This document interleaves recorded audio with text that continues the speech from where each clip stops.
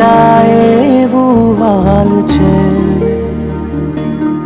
એક કાકર કાલે જે દિલમાં રહી, એ જ આજે ભેદતી દિવાલ છે.